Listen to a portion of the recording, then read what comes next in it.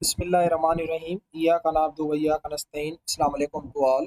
हम अपनी आज के डिस्कशन के अंदर फर्स्ट ईयर की न्यू बुक से चैप्टर नंबर 10 के ऊपर डिस्कस करने लगे हैं। अच्छा भाई, जब मैंने चैप्टर नंबर 10 स्टार्ट किया था तो मैंने आपको बताया था कि इस चैप्टर के अंदर इस बार उन्होंने वो टॉपिक्स डाले हैं जो कि एक दूसरे के साथ रिलेट नहीं करते। हर टॉपिक एक अलग अलग कंटेंट के साथ है। तो मुख्तलिफ किस्मों के कंटेंट थे जिसमें हमने न्यूट्रिशन इन प्लांट्स के ऊपर डिस्कस किया, हमने गैसेस एक्सचेंज इन प्लांट्स के ऊपर डिस्कस किया, होम्योस्टेसिस इन प्लांट के ऊपर डिस्कस किया, सपोर्ट इन प्लांट के ऊपर हमने डिस्कस किया, growth and development in plants. ये कल ही मैंने लेक्चर अपलोड किया है, काफ़ी टाइम के बाद, मेरे पास टाइम नहीं था। और हमने ग्रोथ रिस्पॉन्सेस इन प्लांट्स यानी जो हार्मोन वगैरह थे उनके ऊपर डिस्कस किया। अब इनके अंदर सिर्फ हमारा एक टॉपिक रहता है जिसका नाम क्या है, ट्रांसपोर्ट इन प्लांट्स। अच्छा देखिए, ये बहुत, मैंने स्टार्ट में कहा था कि ये बहुत कॉम्प्लिकेटेड है, तो मैं इसको लास्ट के अंदर आप लोगों को समझाऊंगा। बहुत सारे स्टूडेंट ऐसे होते हैं जो मुझे बार बार कह रहे होते हैं कि सर ये लेक्चर आप हमें समझा दें, या फिर कैंपस में आ जाते हैं या जहाँ मैं पढ़ाता हूँ वहाँ जाते हैं। तो मैंने सोचा है कि इस टॉपिक को क्यों ना एक अच्छे तरीके से जो है वो एक प्लेटफॉर्म पे अपलोड किया जाए, ताकि वहाँ से सारे जो है वो उसको देख सकें और समझ सकें। तो मैंने कोशिश की है कि जितना बेहतर मैं इसको एक्सप्लेन कर सकूँ। मेरे साथ जुड़े रहिएगा, इंशाल्लाह आपको कहीं भी प्रॉब्लम नहीं होगी। मैं वर्ड बाय वर्ड ये सारा टॉपिक आप लोगों को अच्छे तरीके से समझा देता हूँ। थोड़ा सा कॉम्प्लिकेटेड है पर हम इंशाल्लाह इसको आसान करके समझेंगे। तो स्टार्ट करते हैं। ट्रांसपोर्ट इन प्लांट्स क्या होती है, किस तरह से होती है, कितने लेवल की होती है, सारी चीज़ें समझने की कोशिश हम करते हैं। अच्छा भाई, आपने याद रखना है प्लांट्स के अंदर जो ट्रांसपोर्ट होती है वो 3 लेवल्स के ऊपर होती है। ठीक है, ये आपकी पीएमसी का पहला क्वेश्चन आ गया। वो आपसे पूछेंगे कि प्लांट के अंदर जो ट्रांसपोर्ट होती है वो कितने लेवल पे होती है, तो वो 3 लेवल पे। अच्छा, सबसे जो पहला लेवल है वो क्या है भाई, ये हमारे पास एक सेल है। ठीक है, ये सेल की प्लाज्मा ब्रेन है, आप सब लोगों को पता है।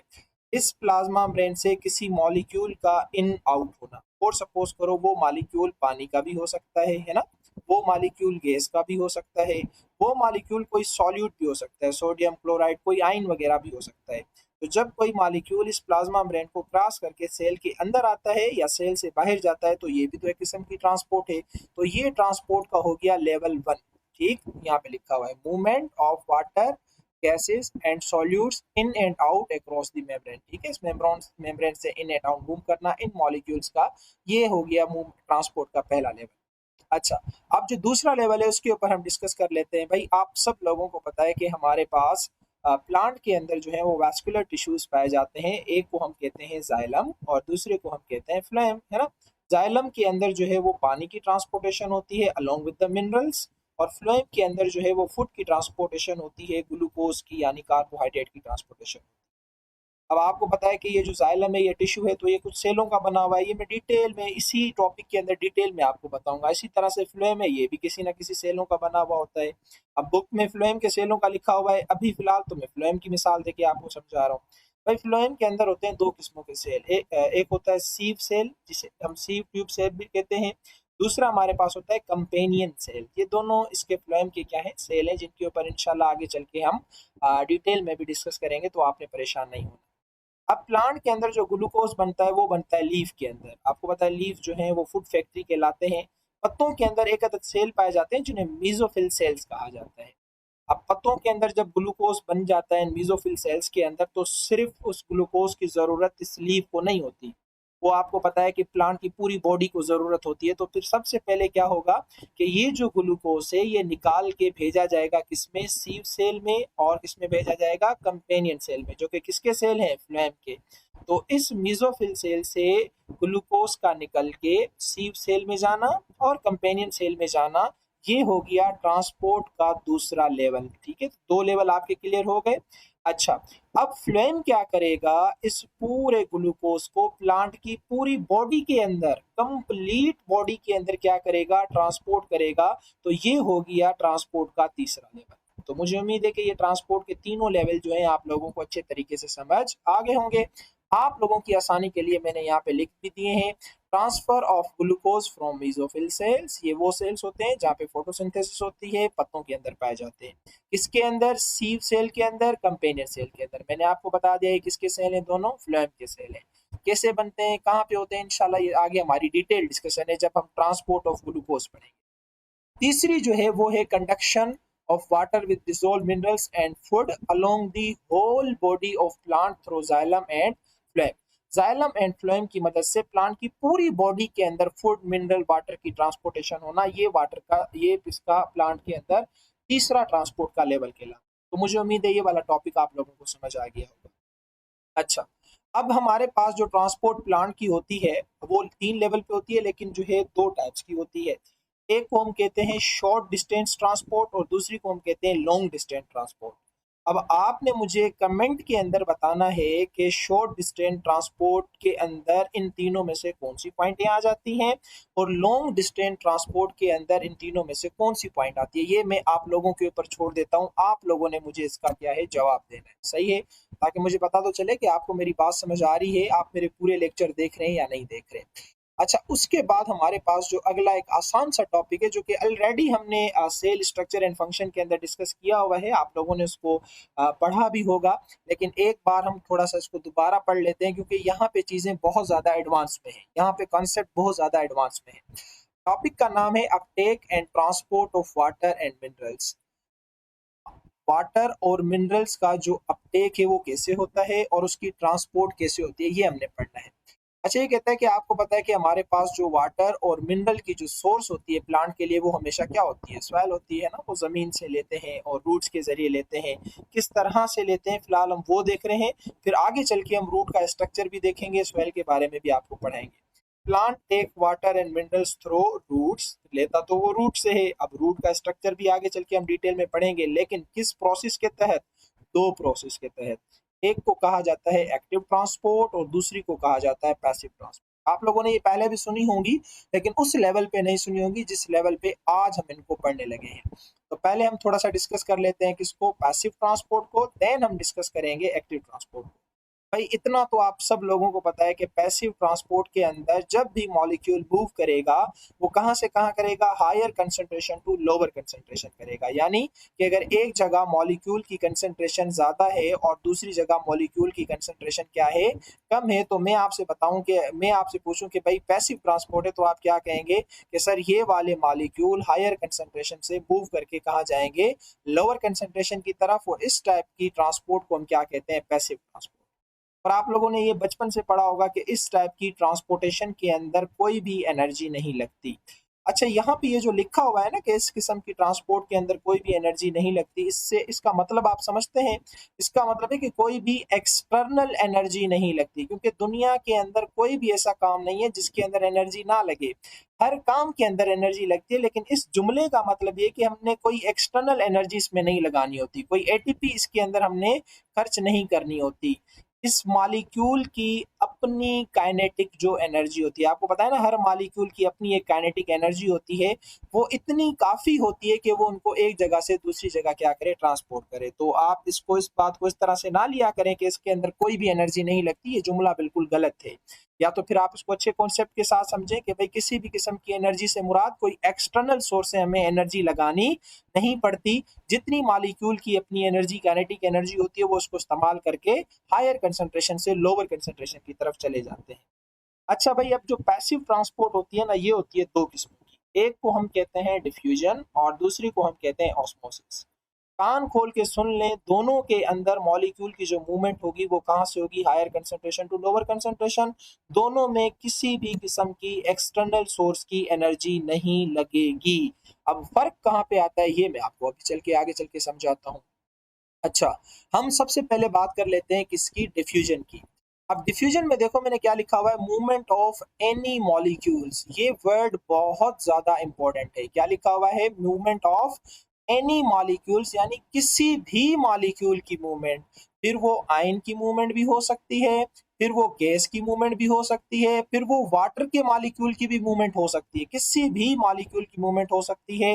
रीजन वही रहेगा, higher concentration towards the lower concentration across the plasma membrane और एनी प्लेस। ये बहुत इंपॉर्टेंट बात यहाँ पे मैंने लिखी हुई है। ये जो 2 चीजें मैंने लिखी है ना, एनी मॉलिक्यूल और एनी प्लेस, ये बहुत वैल्यूएबल है। तो यानी यहाँ पे जो किसी भी मॉलिक्यूल की मूवमेंट होगी वो हायर कंसंट्रेशन टू लोअर होगी, ये बात तो कंफर्म है। फिर वो जो मूवमेंट हो रही है वो प्लाज्मा मेम्ब्रेन से भी हो सकती है, वो किसी जगह से भी हो सकती है। अब मैं आपको इसकी एक मिसाल भी दे दूंगा दोनों की आगे चल के। भाई डिफ्यूजन की होते हैं 2 किस्म, एक को कहा जाता है सिंपल डिफ्यूजन, दूसरे को कहा जाता है फैसिलिटेटेड डिफ्यूजन। सिंपल डिफ्यूजन के अंदर क्या होगा, जो हमारे पास छोटे, जो स्मॉल, जो नॉन पोलर मॉलिक्यूल होते हैं, जैसे गैस के मॉलिक्यूल हो गए या फिर जो फैट सोल्यूबल मॉलिक्यूल हैं, ये प्लाज्मा मेम्ब्रेन को बड़ी आसानी के साथ क्रॉस करके चले जाते हैं, ठीक है, higher concentration to lower concentration. ये तो मैंने मिसाल दे दी प्लाज्मा मेम्ब्रेन की। अब मैं मिसाल देता हूँ आपको एनी प्लेस की। अच्छा, नॉर्मली आप क्या होता है कि आप कभी कभी कमरे में आते हैं तो कमरे के अंदर एक स्मेल सी आ रही होती है, तो आप क्या करते हैं, कमरे के कोने में खड़े होके, ये पूरा का पूरा क्या है, कमरा है, इस कोने के किसी कमरे में खड़े होके आप यहाँ पे जब रूम स्प्रे करते हैं, तो मैं आपसे पूछ रहा हूँ कि वो रूम स्प्रे की जो फ्रेगनेंस होती है वो यहीं पे रहती है या पूरे कमरे में आहिस्ता आहिस्ता फैलती जाती है। आप ये समझे कि ये आप वो शख्स हैं, आपने यहाँ पे स्प्रे किया, जब स्प्रे किया तो यहाँ पे मॉलिक्यूल सारे इकट्ठे होते हैं, फिर आहिस्ता आहिस्ता क्या होगा, ये मॉलिक्यूल्स अपने हायर कंसंट्रेशन से अपने लोअर कंसंट्रेशन की तरफ जाना जो है वो क्या कर देंगे, शुरू कर देंगे। तो ये जो मूवमेंट हो रही है वो higher concentration to lower concentration हो रही है किसी भी मॉलिक्यूल की। यहाँ पे मैंने आपको गैस के माली इसकी परफ्यूम के मॉलिक्यूल की मिसाल दी, आप कोई भी मॉलिक्यूल ले सकते हैं, तो वो हायर कंसंट्रेशन से कहाँ बढ़ता जा रहा है, लोअर कंसंट्रेशन की तरफ। कोई प्लाज्मा मेम्ब्रेन का जिक्र है, कोई जगह नहीं, आप इस जगह से भी कर सकते हैं, इस जगह से भी कर सकते हैं, आप इस जगह से भी कर सकते हैं। तो ये कहलाती है सिंपल डिफ्यूजन। मुझे उम्मीद है कि समझ आ गया होगा। अच्छा, अगर आपको ये भी समझ नहीं आया तो आप क्या करें, एक पानी का गिलास लें, उस पानी के गिलास के अंदर आप इंक का एक ड्रॉप डालें, ठीक है, जैसे आप इंक का एक ड्रॉप डालते हैं तो उस वक्त इस जगह पे आपने इंक का ड्रॉप डाला, तो यहाँ पे मॉलिक्यूल की अमाउंट बहुत ज्यादा होती है, फिर थोड़ी देर के बाद आप क्या देखते हैं, वो सारा पानी ब्लू हो जाता है। क्यों? क्योंकि वो मॉलिक्यूल अपने हायर कंसंट्रेशन से अपने लोअर कंसंट्रेशन की तरफ मूव करना क्या कर देते हैं, स्टार्ट कर देते हैं। अब यहाँ पे कोई प्लाज्मा मेम्ब्रेन है, कोई ऐसी नहीं, जिस भी जगह आप वो ड्रॉप इस जगह पे भी लगा सकते हैं, इस जगह पे भी लगा सकते हैं, आप वो ड्रॉप इस जगह पे भी लगा सकते हैं। तो this is called a simple diffusion. देखिए, आसान डिफ्यूजन इसको कहा जाता है। तो ये लिखा हुआ है कि in general case the well known example of diffusions or dispersion of perfumes, जैसे परफ्यूम्स की डिस्पर्जन होती है, या फिर डिस्पर्जन ऑफ कलर साल्ट, जैसे पोटाशियम पर मैग्नेट है, आई थिंक, आप बीकर के अंदर वो आप उसको इंक का एक ड्रॉप डालो और वो आपका इस तरह से फैल के दिखा देगा। तो मुझे उम्मीद है कि सिंपल डिफ्यूजन आपको अच्छे तरीके से समझ आ गया होगा। अच्छा, अब हम आ जाते हैं किसके ऊपर, फैसिलिटेटेड डिफ्यूजन के ऊपर। भाई, फैसिलिटेटेड डिफ्यूजन से क्या मुराद है, वर्ड फैसिलिटेटेड क्या होता है, यानी कि फैसिलिटेट करना, कोई चीज है जिसको आप फैसिलिटेट कर रहे हैं, आपको कोई फैसिलिटेट कर रहा है, होगी ये भी डिफ्यूजन, इसमें भी मॉलिक्यूल ही मूव करेंगे, लेकिन यहाँ पे कोई फैसिलिटेटर होगा जो आपको फैसिलिटेट करेगा। मूवमेंट भी कहाँ से होगी, higher concentration to lower concentration, कोई एक्सटर्नल एनर्जी नहीं लगेगी, हम पैसिव ट्रांसपोर्ट पढ़ रहे हैं, लेकिन फैसिलिटेटर यहाँ पे जरूर मौजूद होगा। अच्छा, अब ये जो फैसिलिटेटेड डिफ्यूजन है ये ज्यादातर दो मॉलिक्यूल्स के लिए काम आती है, एक आती है वाटर मॉलिक्यूल्स के लिए, दूसरा ये काम आती है आयंस के लिए। क्योंकि हमारी जो प्लाज्मा मेम्ब्रेन है ना, वो पानी से थोड़ा सा नफरत करती है, पानी को आने की इजाजत नहीं देती, तो हम कहते हैं यार आप फैसिलिटेटर बन जाओ, प्लाज्मा मेम्ब्रेन के अंदर कुछ फैसिलिटेटर बन जाए ताकि वो पानी को सेल के अंदर भी लगा सकें, सेल के बाहर भी निकाल सकें। और कुछ ऐसे आयंस हैं जिनको प्लाज्मा मेम्ब्रेन पूरी अपनी आप से जाने नहीं देती, तो हम उसके लिए भी कुछ फैसिलिटेटर बिठा देते हैं। उन फैसिलिटेटर को कहा जाता है, जो प्लाज्मा मेम्ब्रेन में लगी हुई होती हैं, उनको कहा जाता है चैनल प्रोटीन और कैरियर प्रोटीन। ये दोनों की दोनों इंट्रिंसिक प्रोटीन है। देखिए, जब हम प्लाज्मा मेम्ब्रेन पढ़ते हैं ना, तो प्लाज्मा मेम्ब्रेन के अंदर दो किस्मों की प्रोटीन होती है, तो इसलिए कहते हैं कि जो सीक्वेंस आ रही है ना, पीछे से आप पढ़ते हैं, समझते हैं, तो आपको बातें भी समझ आती हैं। अब मेरे लिए फिर मुश्किलात तो हो जाती हैं, मैं आपको पीछे लेके जाता हूँ, पूरा टॉपिक समझाना पड़ता है और वीडियो इतनी लंबी हो जाती है मेरी। बहरहाल, जो प्लाज्मा मेम्ब्रेन है ना, वो इस तरह से दो लेयर की बनी हुई होती है, ये आप यहाँ पे भी देख रहे हैं, ये मेरा वर्जन है, ये रियल वर्जन है। तो प्लाज्मा मेम्ब्रेन हमेशा दो लेयर आपस में मिलती है, तो तब जाके एक प्लाज्मा मेम्ब्रेन बनती है। अब इसमें दो किस्मों की प्रोटीन लगी हुई होती है, एक वो प्रोटीन जो कि सिर्फ और सिर्फ कहाँ लगी हुई होती है, सरफेस पे, जो कि मैं ग्रीन कलर के बना रहा हूँ, ठीक है, ये वाली सिर्फ कहाँ लगी हुई है, सरफेस पे। इस प्रोटीन को कहा जाता है एक्सट्रिंसिक प्रोटीन। क्या कहा जाता है, एक्सट्रिंसिक प्रोटीन। इससे फिलहाल मेरा कोई लेना देना नहीं है, ठीक है। दूसरी वो प्रोटीन होती है जो कि इन प्लाज्मा मेम्ब्रेन की पूरी इसमें दोनों लेयर में लगी हुई होती है। इस प्रोटीन को कहा जाता है इंट्रिंसिक प्रोटीन, जिसके ऊपर अभी हम क्या करने लगे हैं, डिस्कस करने लगे हैं, ठीक है। अब ये जो इंट्रिंसिक प्रोटीन है ये मुख्तलिफ किस्मों की होती है, अभी सिर्फ आपकी किताब के अंदर दो लिखी हुई हैं, एक का नाम है चैनल प्रोटीन और दूसरी का नाम है कैरियर प्रोटीन। ये दोनों आपकी कौन सी प्रोटीन है, इंट्रिंसिक प्रोटीन, जो कि प्लाज्मा मेम्ब्रेन के अंदर, दोनों मेम्ब्रेन के अंदर इनकॉर्पोरेटेड होती है। अब इसमें इन दोनों प्रोटीन के अंदर फर्क क्या है, दोनों फैसिलिटेटर प्रोटीन, दोनों की शेप में फर्क है, दोनों के काम करने का तरीका अलग है। जिस तरह से आप यहाँ पे देख रहे हैं, ये आपकी चैनल प्रोटीन है, ये वाली। इस चैनल प्रोटीन में देखें सुराख है, एक होल बना हुआ है और सुराख पोर्स बने हुए हैं। उस पोर्स से क्या हो रही है, मॉलिक्यूल की मूवमेंट हो रही है। ये हायर कंसंट्रेशन है और कहाँ मूवमेंट हो रही है, लोअर कंसंट्रेशन की तरफ। नहीं, यही तो पढ़ा था। और क्या पढ़ा था, कोई एनर्जी इसमें खर्च नहीं हो रही। चैनल प्रोटीन क्या होती है, इसके अंदर कुछ पोर्स लगे हुए होते हैं जो कि मोस्टली पानी के मॉलिक्यूल्स को अलो करती है। आपने याद रखना है ना, चैनल प्रोटीन जो है वो मोस्टली पानी के मॉलिक्यूल। दूसरी कौन सी प्रोटीन है, कैरियर प्रोटीन है। अब ये कैरियर प्रोटीन क्या होती है, इसके स्ट्रक्चर के अंदर फर्क है। काम वही करेगी जो चैनल प्रोटीन कर रही है, लेकिन इसका स्ट्रक्चर देखें। इसके अंदर एक होती है बाइंडिंग साइट, पहले मॉलिक्यूल आएगा, इस बाइंडिंग साइट पे लगेगा और फिर उस बाइंडिंग साइट से हट के फिर अपने रीजन की तरफ आएगा। तो ये छोटा सा फर्क है। जिस तरह से आपने एंजाइम के बारे में पढ़ा था कि सबस्ट्रेट आता है, पहले एक्टिव साइट पे लगेगा, यानी कि अपने उसके साथ बाइंड करेगा, फिर अपना रिएक्शन स्टार्ट करेगा। ये सेम उसी तरह से इसके अंदर एक एक्टिव साइट होती है या एक बाइंडिंग साइट होती है, वहां पे वो मॉलिक्यूल लगता है। स्पेशली जो आइंस वगैरह होते हैं वो ज्यादातर इस तरह की हरकतें करते हैं, चैनल से कैरियर प्रोटीन से गुजरने की कोशिश करते हैं। तो ये कहता है कैरियर प्रोटीन जो है इनके अंदर कुछ बाइंडिंग साइट्स होती हैं, जैसे एंजाइम्स के अंदर होती हैं, जहाँ पे आइंस पहले बाइंड होते हैं और फिर वो ट्रांसपोर्ट होकर नीचे आ जाते हैं। देखिए यहाँ कंसंट्रेशन ज्यादा है, यहाँ कंसंट्रेशन कम है, तो मूवमेंट तो यही होनी है, हायर टू लोअर, क्योंकि हम क्या पढ़ रहे हैं, पैसिव ट्रांसपोर्ट पढ़ रहे हैं। तो मुझे उम्मीद है कि आपको चैनल प्रोटीन और कैरियर प्रोटीन का फर्क भी समझ आ गया होगा, दोनों का काम भी समझ आ गया होगा। दोनों इंट्रिंसिक प्रोटीन है और थोड़ा बहुत आपको इंट्रिंसिक और एक्सट्रिंसिक प्रोटीन का पता भी चल गया होगा, कहाँ होती है, किस तरह से काम करती है। बाकी इंशाल्लाह सेल स्ट्रक्चर एंड फंक्शन के अंदर डिटेल इसकी भरी पड़ी है, आप वहां से जाके मेरे लेक्चर देख सकते हैं। अच्छा, अब हम आ जाते हैं दूसरे इसकी टाइप के ऊपर, जो कि पैसिव ट्रांसपोर्ट की, जो कि है ऑस्मोसिस। एक हमने डिफ्यूजन पढ़ी ना, जिसमें सिंपल और फैसिलिटेटेड थी। अब हम आ जाते हैं ऑस्मोसिस के ऊपर। अब ये ऑस्मोसिस भी ही डिफ्यूजन की टाइप है, आप लोगों ने पीछे पढ़ा, लेकिन आपने याद रखना वर्ड ऑस्मोसिस पार्टिकुलर पार्टिकुलर सिर्फ और सिर्फ किसके लिए इस्तेमाल होता है, वाटर के लिए। डिफ्यूजन के लिए हमने कहा था एनी मॉलिक्यूल, आपको याद है, कोई भी मॉलिक्यूल। लेकिन जब हम ऑस्मोसिस की बात करते हैं तो इसमें सिर्फ और सिर्फ हम पानी के मॉलिक्यूल की बात करते हैं, और जो मूवमेंट होगी ना वो होगी हायर टू लोअर कंसंट्रेशन, लेकिन किसी भी जगह से नहीं। डिफ्यूजन किसी भी जगह से हो रही थी। ऑस्मोसिस के लिए आप पार्टिकुलर नाम लेते हो किसका, प्लाज्मा मेम्ब्रेन का। देखो कितनी इंपॉर्टेंट बात है। ऑस्मोसिस के अंदर प्योरली पानी का मॉलिक्यूल मूव करेगा, हायर टू लोअर करेगा, without external source of energy करेगा, और प्लाज्मा मेम्ब्रेन से करेगा, किसी दूसरी प्लेस से नहीं करेगा। इसको क्या कहा जाता है, ऑस्मोसिस कहा जाता है, जैसा कि आप इस इमेज के अंदर देख के खुद आप इसको समझ सकते हैं। तो मुझे उम्मीद है कि आपको पैसिव ट्रांसपोर्ट की अच्छी खासी एन एनी नो हाउ हो गई होगी, अच्छा खासा कॉन्सेप्ट आप लोगों के पास आ गया होगा।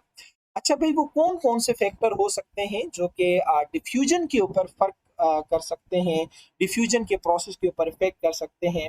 तो कुछ 4-5 आपकी बुक में लिखे हुए हैं, लाजमी नहीं है कि सारे के सारे हों, कुछ 4-5 लिखे हुए हैं। जिस तरह से हमारे पास जो मॉलिक्यूल है उसकी साइज कितनी है, कौन सी नेचर का है, पोलर है, नॉन पोलर है, न्यूट्रल है, चार्ज वाला है, चार्ज वाला नहीं है, बड़ा है, छोटा है।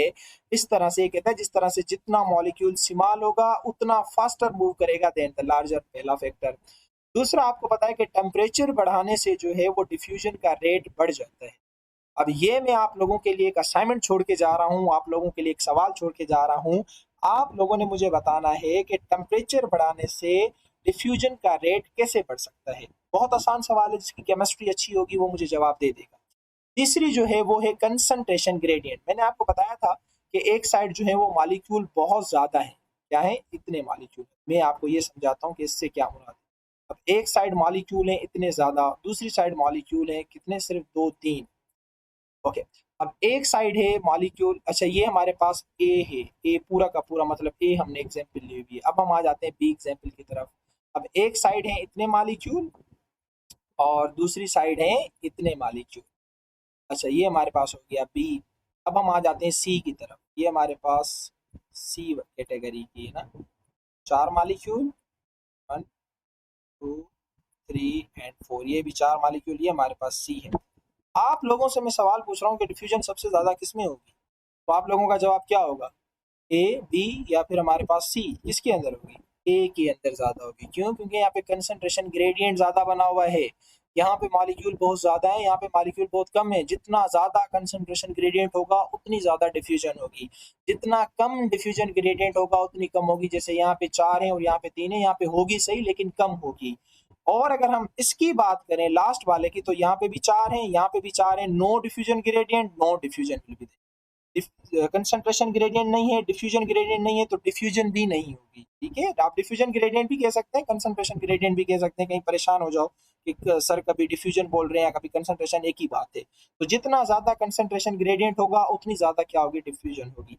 अच्छा, चौथा जो पॉइंट है वो ये है कि जितना डिस्टेंस छोटा होगा, जितना डिस्टेंस कम होगा, जैसे हमने पढ़ा ना long distance transport, short distance, तो जितना दो चीजों के बीच में डिस्टेंस कम होगा उतना ज्यादा रेट ऑफ डिफ्यूजन भी ज्यादा होगा।